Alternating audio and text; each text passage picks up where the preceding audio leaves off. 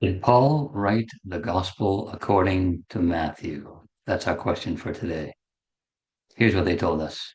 Gospels written by Mark, Matthew, Luke, and John. But upon further investigation, if you're willing to follow the same trail I'm following here, I'm going to go with Peter, Paul, Silas, and Lazarus.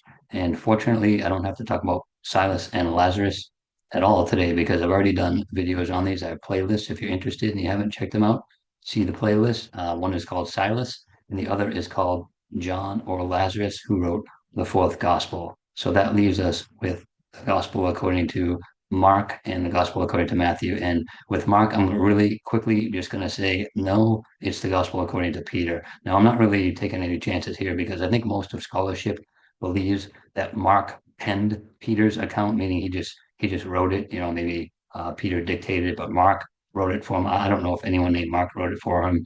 Maybe someone else penned it for him, maybe not. But if we agree that it's Peter's account, why not just call it Peter's gospel, the gospel according to Peter? I mean, Paul wrote a letter to the Romans, and at the end, someone named Tertius says that he wrote it, but we don't call it Tertius's a letter to the Romans. We call it Paul's letter to the Romans. So why not do that with the gospel according to Mark? We're going to call it Peter's gospel. So that takes care of three of our gospel writers. Now, the more difficult one here, we have the gospel according to the apostle Paul, not Matthew. Again, I agree this is difficult, but if you just want to follow my train of thought here, here's how I get there.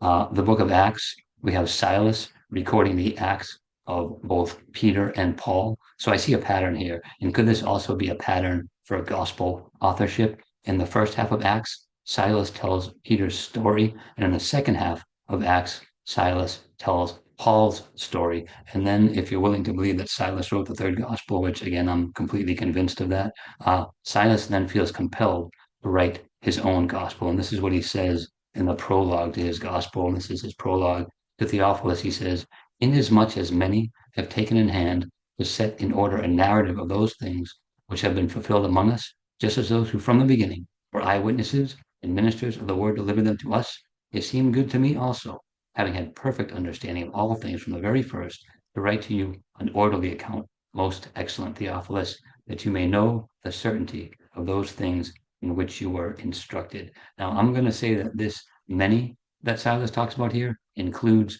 both Peter and Paul, who had written gospels before him. And just as they spent time together, we also see that Peter, Paul, and Silas are all together in Acts chapter 15 at the Jerusalem Council. So all three synoptic gospel writers are there together at the Jerusalem Council. And this brings up a question in my head. Is this when they decided that gospels should be written in the first place? They wrote the letter to go out to the churches, the decrees to keep. Why did they maybe not talk about gospels there? I realize I'm arguing from silence there, but if that was the case, then where's Matthew? Where's Luke? You've got Peter, Paul, and Silas all there. And as a bonus, the author of the fourth gospel also shows up later in the book of Acts as Erastus. And if you're interested in finding out what I'm talking about there, again, just check out the playlist for the fourth gospel. Key verse here, 2 Timothy 2:8. Paul says, "Remember that Jesus Christ of the seed of David was raised from the dead according to my gospel." So for me, there's lots of questions here. Is Paul referring to a written gospel? And if he is he referring to his own written gospel? I realize it does not say that. I'm not saying it definitely says that, but just I'm leaving the door open. And it's interesting that he says Jesus Christ of the seed of David, because in the first verse of Matthew, at the beginning of the genealogy, we have the statement that the book of the genealogy of Jesus Christ, the son of David, the son of Abraham. And that's going to get a little more significant on the next couple of slides here. Matthew's gospel is focused on David and fulfillment of Davidic prophecies. We see that from the genealogy and from the fulfillment of Davidic or messianic prophecies. And just so you know, I'm not making this up.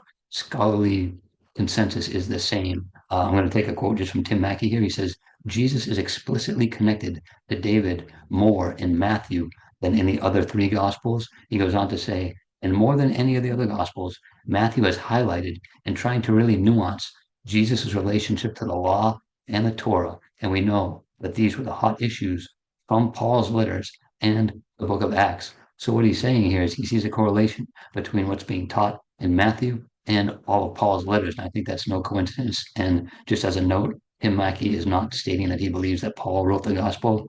I'm the one saying that. But I just think that these comments and scholarly consensus can be used to point to that. And I'm going to have links to Mackie's comments and videos there.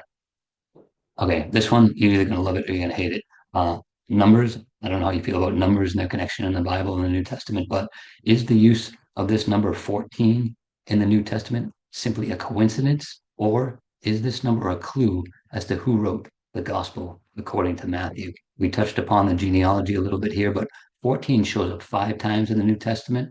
The first time we have it in Matthew 1:17 at the very end of the genealogy. It says, so all the generations from Abraham to David, there's David again, are 14 generations. From David into captivity in Babylon, 14 generations. And from the captivity in Babylon until the Christ are 14 generations. So he's laying it on thick here with the pattern there with 14s.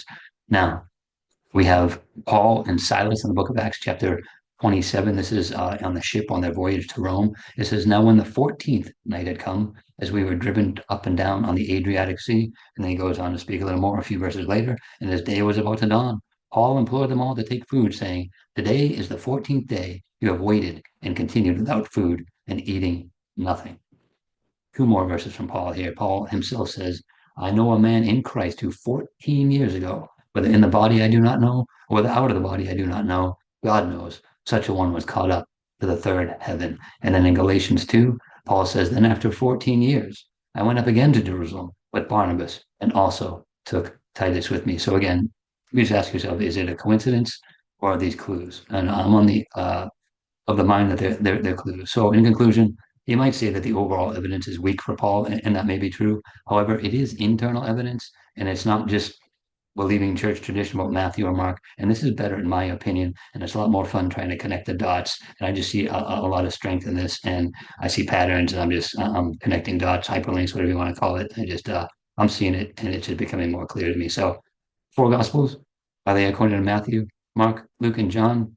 For me, Peter, Paul, Silas, and Lazarus. So that's all I got today. But as always, if you have any questions or comments, let me know. And as always, until next time, contend earnestly for the faith which was once for all delivered to the saints, and God bless.